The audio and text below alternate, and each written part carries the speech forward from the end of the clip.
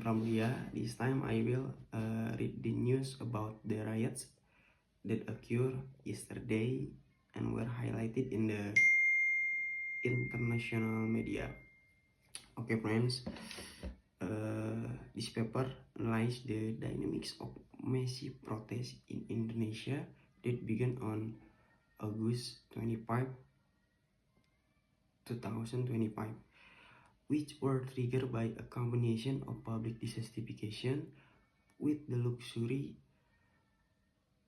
allowance of members of parliament, such as the controversial housing allowance worth 5 million Indonesian rupiah, and the tragic incident of the death of a 21-year-old motorbike taxi driver, Afan Kurniawan, as a result of being run over by a police vehicle during the protest.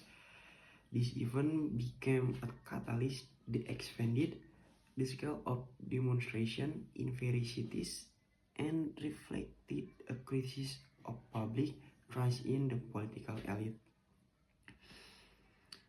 And this protest action is also a movement demanding legal justice and protection of state finance, including the ratification of the asset confiscation bill. The Contrast report stated that at least 6 people died and 20 people went missing during the series of action.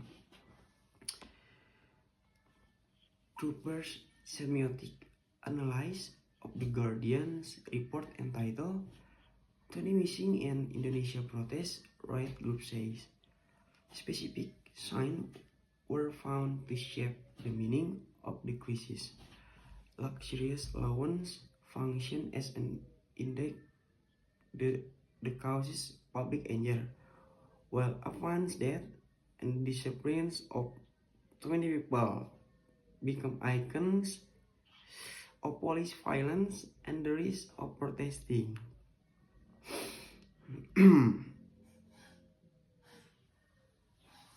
The state's response, such as deployment of sniper and military police patrols, was interpreted as a symbol of the mobilization of authoritarian maximum force by critical actors such as a human rights group and the UN. The UN itself called for an investigation into the alleged use of excessive force by security force, even though President Prabowo Subianto has made concession by announcing the reduction of several parliamentary facilities. This step is considered not enough to reduce tension rooted in structural injustice. This finding confirmed the combination of structural injustice and alleged excessive as of force has triggered a national crisis with significant humanitarian, social, and political impacts. Thank you. Good morning, guys. Today, we delve into how international media shapes Indonesian image. Our case study focus on Nusantara Indonesia News Capital. We analyzed the report by The World, a highly credible youth public radio program now for I'm Human crisis journalist. The goal is to understand the positive framing and its significant impact on your nation branding in the global arena. First, the media profile, The World, a co-production on ORPRX and GBH. In the youth, reaching million weekly, the five primary focus in connect youth listening with global farm of the north often through the lens of sustainability, environment, and social issues. Now, the corners, unlike some who report the focus and financial controversy, The World report in as appreciation in frames IKN. As the future model city, and a prime example of global urbans. The key narrative point area IKN's commitment to environmental sustainability, the use of modern technology, and its resilience against climate change. The stability and firmly positive trend. We use framing analysis to identify how the media selected the perfect state. The most powerful technical way as shape in focus. Instead of defining IKN as domestic fertility problem, the word define is a global solution to urban crisis and climate change. This is the solution oriented frame. The most conflicting element is the Gen Z factor. They highly in Indonesia young civil servant Gen Z as the pioneers. They ejected idealists into the story, making it reliable to global audience who champion your innovation. In solution, the word report is a major success for Indonesia national branding. It is the preposition of Indonesia a progressive. Our key takeaway for VR perfection, we must continue to affiliate the narrative of sustainability and Gen Z innovation.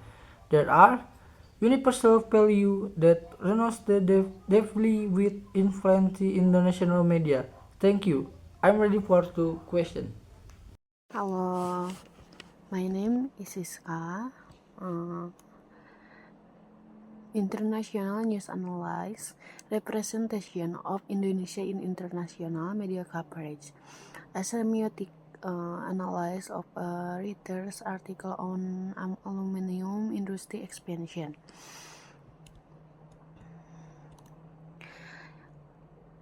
Background. In the era of global communication, international mass media play a major role in shaping a nation's image in this age of the world through cross-border news coverage. Developing countries like Indonesia often become subject of reporting that is framed according to the interests and perspective of global media. Such representation not only influence international perception of Indonesia but also shape how Indonesians view their own position in global affairs. One of the international media outlets that frequently reports on Indonesia in Reuters, a London-based news agency widely known for its rapid, factual, and business-oriented reporting. Because Reuters articles are used global as reference by other media, understanding how Reuters portrays Indonesia become crucial for analyzing how the country global image is constructed.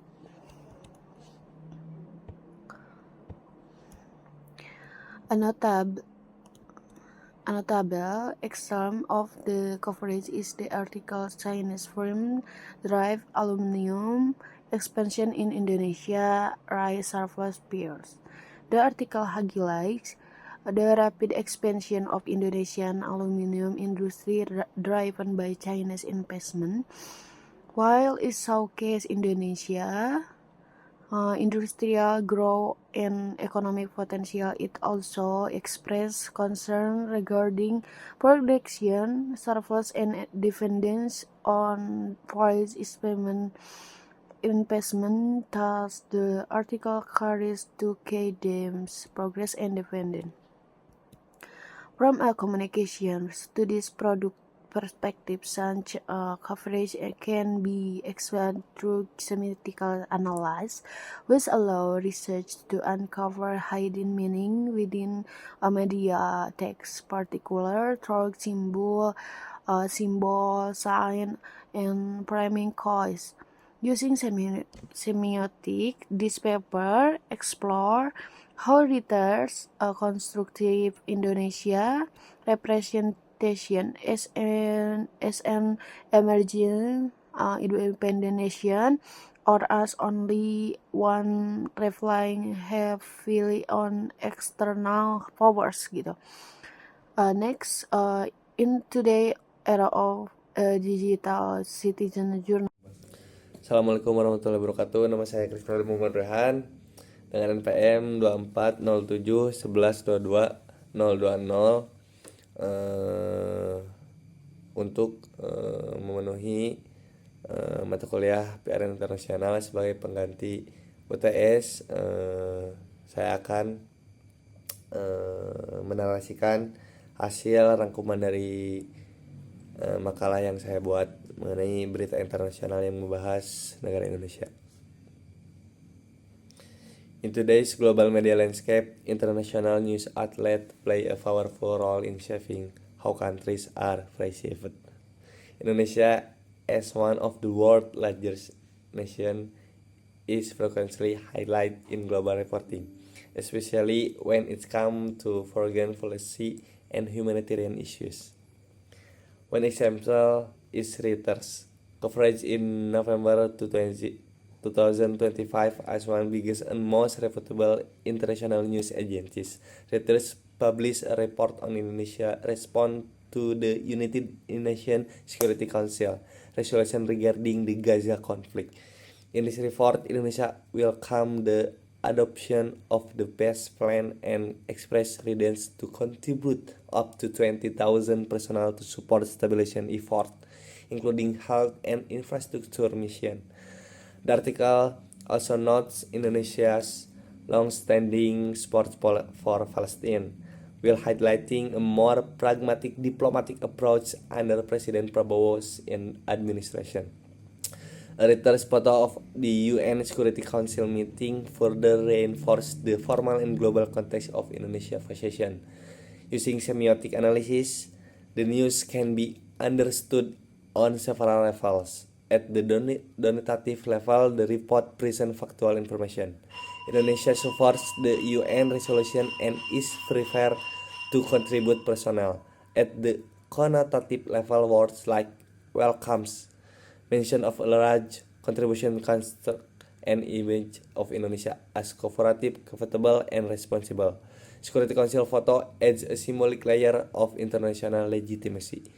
At the ideological level, the article contributes to broader narrative portraying Indonesia as a moderate, humanitarian-oriented nation that actually support global peace efforts. This framing strengthens Indonesia's diplomatic image and shows how media representation shape international perception. Overall, the Reuters coverage does more than report an event. It constructs meaning about Indonesia's identity on the world stage. Through snakes and imagery, the media helps define how nations are seen and how they understand their role in global affairs. This news show that new international student enrollment at U.S. University has declined significantly by 70% this fall. This decline was mainly triggered by the Trump administration immigration policy, which strict the visa process, delay, rejection, and strict check, such as social media account check. The total number of international students only fell by 1%. The downward trend in new student rise serious concern for the future of global recruitment for U.S. college. University in the United States rely on for students who make up about 6% of the total student body and generate $55 billion in economic revenue. Therefore, many campuses are trying to provide flexibility, including increased differently to retain protective international student. Other factors such as travel restriction and student concern about feeling unwelcome are also exacerbating the situation. Overall, this news highlight the tension between national security properties as by strict immigration policy and the economy and academic need of universities. If such policy continue, the United States risks losing its position as the primary destination for international students pursuing higher education in the future. Hi, I'm Kani. Today I'm going to explain a Reuters news article titled Police Killing Spark Indonesia Unrest in First Major Test for Prabowo Presidency. This article talks about a major incident that happened early in President Prabowo Subianto's administration. It begins with the death of online motorcycle taxi driver who was hit by a police armored vehicle during a protest in Makassar. This incident caused large protests across several major cities in Indonesia. Reuters explains that people were not only angry about the death but also about larger issues like government, police, and police accountability. Drivers, students, and civil groups joined the demonstration to demand justice and transparency. The article says this situation became the first major test for Prabowo presidency. His leadership was challenged as he needed to respond quickly and maintain national stability. Reuters also mentioned the economic impact, like the weakening rupiah and a drop in the stock market. They include comments from human rights activists and analysts criticize the police and call for accountability. Words like unrest, outrage, and violent crackdown show that Reuters frames this as a serious political and human rights issue. Overall, the article showed that Indonesia is facing a major challenge and that the world is watching how the new administration handles this situation. Reuters suggests Indonesia's response will shape its image global. Thank you for watching. I'm Kani and I hope this explanation helps you understand this new more clearly. See you in the next video.